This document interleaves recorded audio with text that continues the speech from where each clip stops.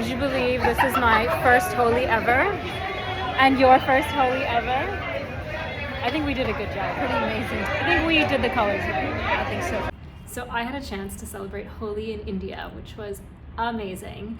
And truth be told, it's the first time I've celebrated Holi in my life. Like, I've never celebrated in Canada, the US, or even England. So this was 100% new experience for me, and it was really special. So let me tell you about my experience. So a little bit of background. Holi was March 24th and 25th. And prior to that, I had done Vipassana, which was until March 21st, which meant that I actually didn't plan where I was gonna go in advance. I wasn't sure how I'd be feeling after Vipassana, so I really didn't know what to do. I ended up in Jaipur after Vipassana because it was the closest major city, and I posted on Instagram being like, hey guys, like, where should I go for Holi? And several people said to me, go to Pushkar, you know, it's the best place to celebrate Holi, you'll have fun. I was a little reluctant to go because I had been to Pushkar once before and I didn't love it. And I went also during a festival, which was the Camel Festival, which meant it was really crowded. Hotels were overpriced. And in general, I just didn't have the best experience. It was dirty because of the people that were there.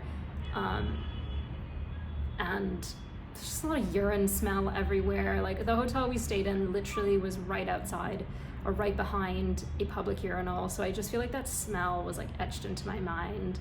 And it just felt like the vibe was a little weird. So I was a little reluctant too. I wanted to go somewhere more like Vrindavan or Mathura, which has a bit more like religious connotation and connection to Krishna, which Holi is a festival usually associated with Krishna Bhagwan. But the thing with going there is that there's no hostels. So if you're going as a solo traveler, it's a little trickier. It's better to go as a group, and then you have some like people to celebrate with, and it's just like easier to go. And it's, like I said, it's more of like a religious, spiritual vibe. Whereas Pushkar is known more for, you know, just foreigners and also just generally being fun. Anyways, I ended up going to Pushkar because there was a girl that I had met, and she was going with a couple of people that she was with, and I thought it would be so much easier to go in a group. And so I ended up back in Pushkar. And there's a couple parts of Pushkar, a couple parts of Holi. So let me actually explain what Holi is. So Holi is a festival that actually has two stories behind it. So one is the story that I alluded to around Krishna. So it's between Radha and Krishna. One of the stories is that Krishna puts all these colors on Radha because he felt bad that he was, you know, darker sham in color, and she was so fair and pretty, and it was a way to be playful, ended up becoming a playful experience. So that's one story. The other story relates to, there was this king named Hiranyakashyap, and he wanted everyone to worship him, and everyone in the town did worship him, except for his son. His son was Prahlad, who was a devout devotee towards Lord Vishnu. And no matter what he did, his son would not worship the father. So he devises a plan that, okay, my sister, Holika, she had this gift. That she could be in fire and not get burned, and thought, well, if I put my son in her lap, then he will burn, because, you know, in a rage, he's like, you know, he doesn't worship me, and he'll learn his lesson and all of that. So they create this fire, he sits in his aunt's lap, his bua, his foiba's lap, and what happens is Holika actually burns because her intentions were impure. And Lord Vishnu obviously saves Prahlad because he was such a devout worshiper. And so because of that, there is a fire that happens the night before Holi, and that's why it's called Holi, Holika. So that's the other story. So it's a really nice segue into how and like what we did to celebrate. So the first night we got there was this Holika Dahan, which is the bonfire, the ceremonial bonfire representing that. And this took place in a couple of different locations in Pushkar, but the main place that happened was in this one junction. And I say junction because the way Pushkar is like, Pushkar has this like little lake, and then there's like, these streets around it. And then it was in like one of the junctions. And first of all, Pushkar's packed because there's so many people in town for Holi. The streets are packed. When you go one way, like, you just gotta commit to going one way in the streets because it's so packed. So I remember going down the streets and feeling like, oh my God, what is going on? I've never seen so many people in such a small, cramped area. I was a bit scared, I'll be very honest. I was nervous. It was like the only time on this trip where I felt nervous because there's such a big crowd. It's so narrow, you can only really go one way. And we were trying to meet up with some of our other friends, and in my head I was like, there's no way we're gonna make it through. But we did. And I will also say, you know, the proportion of men to women is obviously way more men, so that also made me feel a little nervous. But to be honest, everything was fine.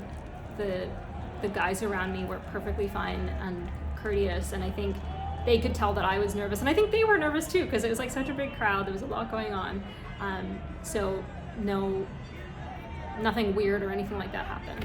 It was actually perfectly. But yeah, I will say being in a tight crowd like that was a little bit scary, especially when there's like a bonfire happening really close by. And now typically what they do is they do some types of puja arti ceremonies to the fire. But what happened was there was a bull, obviously it's India, there was like a bull, cows walking down the streets everywhere, that got scared and then like was kind of like charging through the crowd. That was scary. It was definitely health and safety risk. And so then all the crowd is moving, this bull is scared and knocks over all the arti plates and all of that. So there wasn't the ceremonial side was kind of lost because of that. And everything ended up working out fine. Someone eventually got the bull out and it was okay. So that was the start. Started off with a bit of a bang.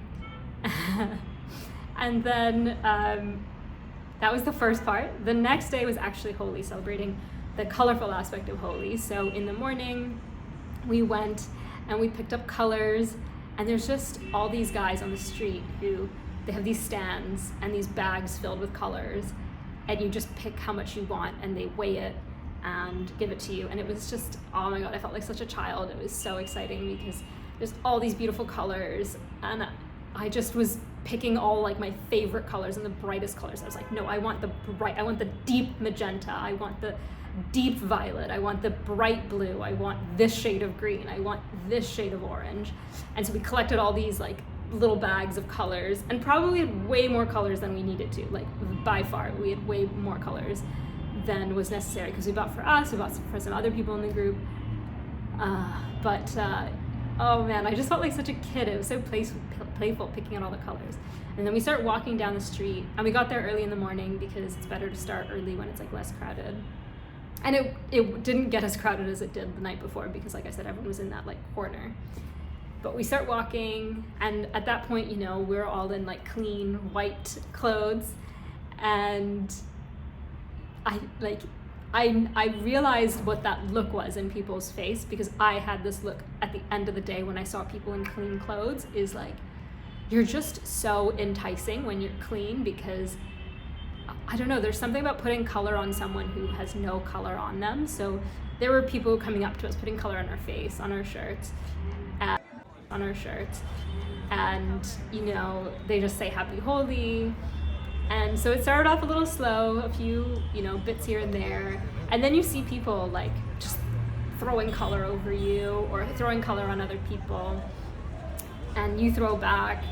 And then you see people getting like playful, like there were these guys taking pictures, and they were like blowing the Holi into the camera. People were getting like creative with some of the stuff they were doing, which was really neat. It was a little overwhelming because, you know, I had never experienced Holi before. I didn't realize people were gonna come like right for your face, but I guess that's a thing that happens. They just come right for you. And yeah, we just, like I said, it was this one-way street, so you're navigating your way through the street. We met up with our friends, played colors with them. Also, what's happening, there's multiple things happening at one time. So yeah, you're walking through the streets, throwing color on different people. There's people dancing. Sometimes there's someone who has a boombox, or sometimes it's like outside of a restaurant. All the restaurants and shops are closed, by the way.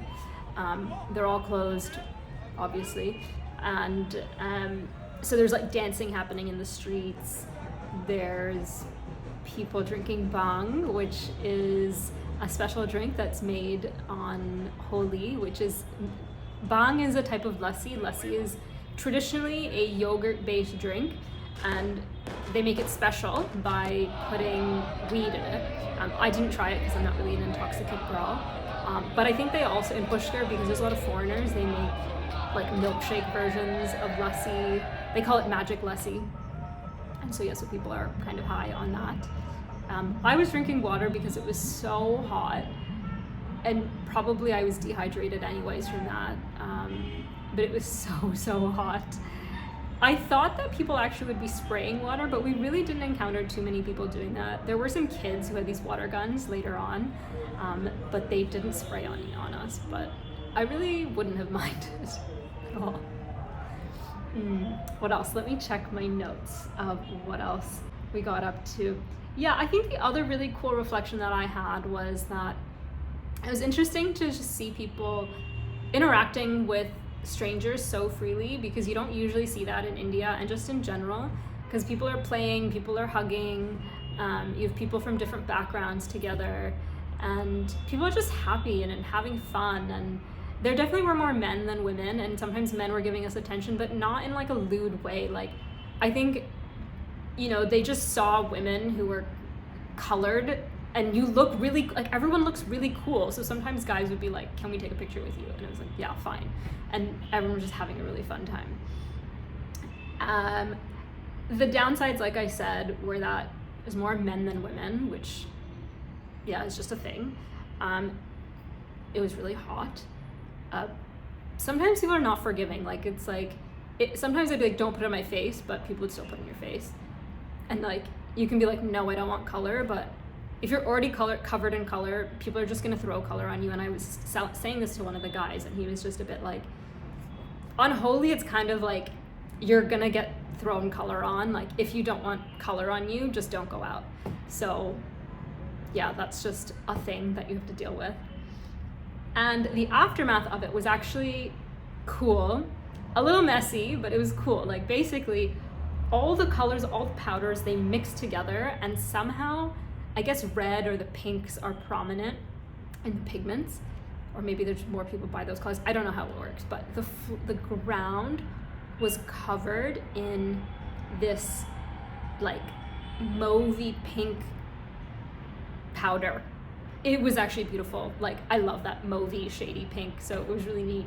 But yeah, it's basically like an inch of sand all over the ground. There's also garbage, some, you know, cow poo, cow dung mixed into that a little bit too in some places, but that was the aftermath. And the other aftermath, of course, was trying to get it off. It just got stuck to me in certain places. I thought getting it out of my hair was gonna be hard, but it really wasn't.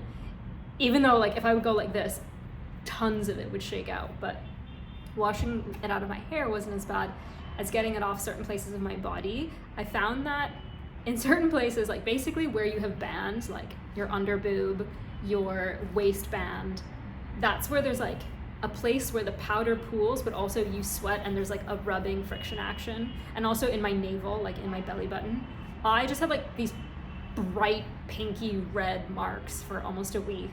So that was fun. Thankfully no one would see it, but yeah, I think that's just a reality. And obviously these are commercial colors. They're not these like organic, super safe ones. Like, yeah, some of the places had signs of like safe powder, but I'm like, I don't know about that. Definitely ingested some, because it gets, people throw it in your face, and just when it's around, it just gets up your nose, in your mouth. I remember blowing my nose and it was like pinky purple for a while. But I guess that was just like part of the fun. But it was fun. I mean, just going down the streets, not knowing what to expect, to randomly, you know, dancing Ranga Barase and Balama Pichikari, like down the streets with random people, was really fun. And I'm glad I had this experience. It was obviously more of the like fun experience, social experience, than the religious one. There weren't so many foreigners, to be honest, even though Pushkar is catered to foreigners. What happens is I think most of the foreigners go to like private parties. Now I'm getting weird. Anyways, there's all these private parties that happen, like, that you have to pay for to go, and like they might have a pool and stuff like that. But we didn't want to go to anything like that. We wanted to just like experience it in the streets, which we did, which was really nice.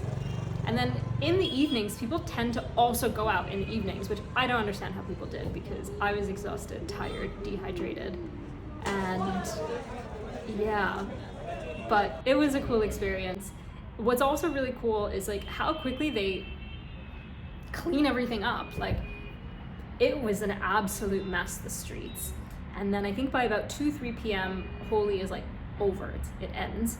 And then, you know, within a few hours, some of the shopkeepers and I don't know whom else, they sweep up all the pink sand and garbage, and yeah, there's like a light pinkness to the rest of the road, but I was so surprised how much it cleared up. And even the next day, the streets were so much clearer. So yeah, what an experience. I'm so glad I had the chance to do this. Maybe next time I'll go somewhere else for Holi, but I hope that gave you some insight into my experience. I'll try and put together a little, you know, Holi and Pushkar guide, so that if you ever go, you have some tips and tricks to help navigate it as well. Anyway, see you in the next video.